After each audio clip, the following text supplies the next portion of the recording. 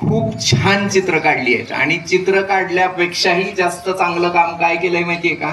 जे तुम्ही 50% तुमच्या आयुष्यातले गोल अचीव केलेत. तुम्हाला काय बनायचंय हे तुम्ही ऑलरेडी ठरवलंय आणि ते ठरवलंय म्हणजे तुम्ही त्या जे ठरवलेली गोष्ट आहे त्या गोल पर्यंत पोहोचण्यासाठी 50% मार्ग ऑलरेडी तयार झालेला आहे. मान्य आहे आता की मी 50% तो काम केलेलं आहे, पण आता ते राहिलेले 50% पूर्ण करण्यासाठी काय केलं पाहिजे हे पण तितकंच इम्पॉर्टंट आहे. नाहीतर काय होईल, एक चित्र काढलं, चित्रकले स्पर्धेमध्ये मस्तपैकी मी भाग घेतला, मला बक्षीस मिळालं आणि पुढे गेल्यानंतर त्याच्यातनं मला आयुष्यात काहीच नाही मिळालं.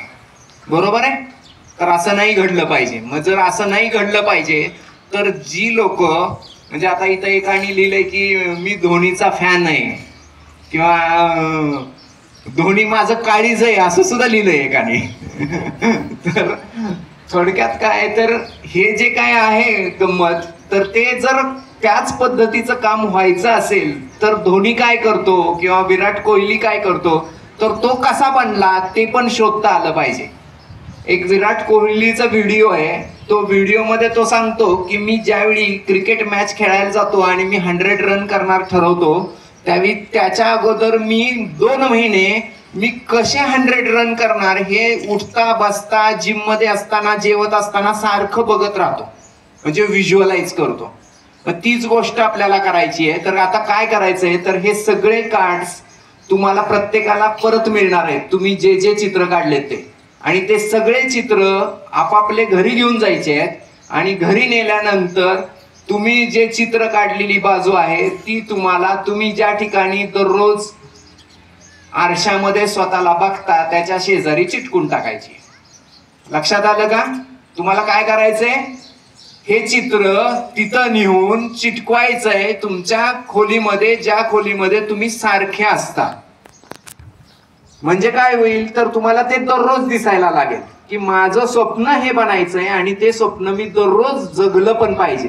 मग जगलं पाहिजे म्हणजे काय, तर ज्यावेळी मी ते बघेल त्यावेळी 2 सेकंदासाठी डोळे झाकायचे आणि ऑब्झर्व करायचं स्वतःला की मी तो ड्रेस घातलाय एका डॉक्टरचा, माझ्या गळ्यामध्ये स्टेटो आहे, किंवा मी पोलिसाचा ड्रेस घातलाय, माझ्या डोक्यावर टोपी आहे, किंवा मी IAS ऑफिसर बनलोय, मी आर्टिस्ट बनलोय आणि माझ्या हातामध्ये रंग द्यायचा खडू आहे किंवा ते कुंचलं आहे, किंवा मी आचारी बनलोय आणि खूप मोठा कुक बनलोय 5 स्टार हॉटेल मधला, की एका डॉक्टरला लाखभर रुपये मिळत असतील तर त्या आचार्याला जवळजवळ 2 ते 5 लाख रुपये मिळतात, म्हणजे जो 5 स्टार हॉटेलमध्ये करतोय ते काम.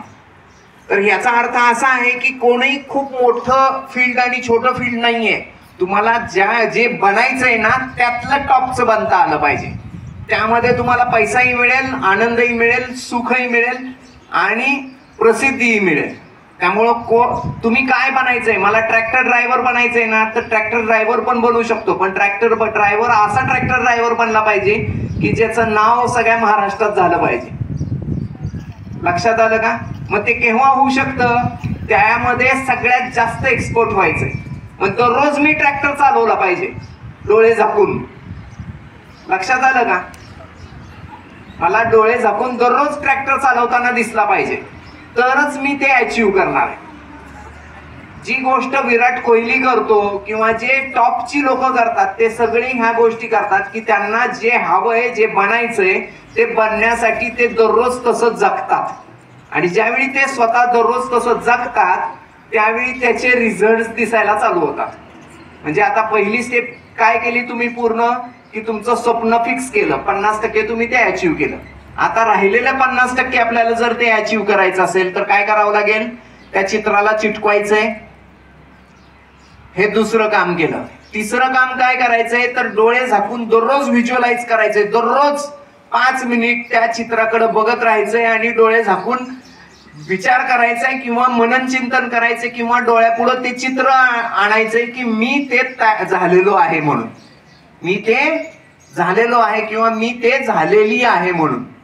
ओके, हे तिसरा पाठ. आणि चौथा पाठ, आता मी हे सगळं केलं, मी काय केलं, व्हिज्युअलाइज केलं, बरोबर आहे. मी अगोदर गोल सेट केला, त्याच्यानंतर ऍफर्मेट केलं, त्याच्यानंतर व्हिज्युअलाइज केलं. आता चौथा पाठ. एवढं सगळं केलं म्हणजे मला अचीव्ह होईल का? मी होईल का डॉक्टर? 100% नाही. मग ते झालेली 5 लोक शोधायची. मला डॉक्टर व्हायचंय तर 5 डॉक्टरांना जाऊन व्हिजिट दिली पाहिजे. त्यासाठी दोन जणांची मदत घ्यायची, तुमच्या शिक्षकांची, शाळेची, आणि दुसरी तुमच्या पालकांची.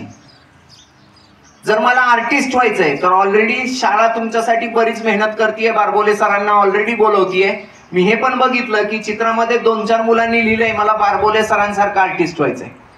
म्हणजे शाळेने प्रचंड मोठी मेहनत घेतलीये बारबोले सरांना इथं आणून तुम्हाला एक आदर्श निर्माण करण्यासाठी. त्यामुळे काही आर्टिस्ट होतील यातनं. तशीच गोष्ट शाळा पुढच्या काळामध्ये डॉक्टरांना आणणार आहे, त्याच्यानंतर शिक्षकांना आणणार आहे, त्यानंतर चांगल्या IAS ऑफिसरला आणण्याची सुद्धा मी म्हणेल की तयारी करायला पाहिजे. IPS ऑफिसर्सला आणायची तयारी केली पाहिजे. जर हा डाटा सरांनी जो तयार केलाय, तुम्ही विद्यार्थ्यांनी दिलाय, तो डाटा जर एखाद्या IAS IPS ऑफिसरला दाखवला तर तो 100% म्हणेल की मला अशा शाळेत नक्की यायचंय. तो 100% येणार. कारण काय तर ते रिझल्ट दाखवणार आहेत तुम्हाला की बाबा त्यांना माहिती आहे की हे मेहनत करतायत, ऍक्शन घेतायत. ऍक्शन घेतली तर रिझल्ट येणार आहे. त्यामुळं त्या रिलेटेड तुम्हाला त्या मुवमेंट करायच्यात. मग त्या शिक्षकांनी मला टीचर बनायचंय तर तुमचं काम आहे, खूप मुलांनी लिहिलंय मला टीचर बनायचंय, तर मग त्यांनी काय केलं पाहिजे तर 5 सक्सेसफुल टीचर कडे जायचंय आणि त्यांनी टीचर बनण्यासाठी काय काय मेहनत केली, कशा पद्धतीने ते टीचर बनले, हे सगळं शोधलं पाहिजे. त्यांचा इंटरव्ह्यू घेतला पाहिजे. त्याच्यासाठी एंट्रन्स एक्झाम कोणती द्यावी लागते, त्याच्यानंतर ते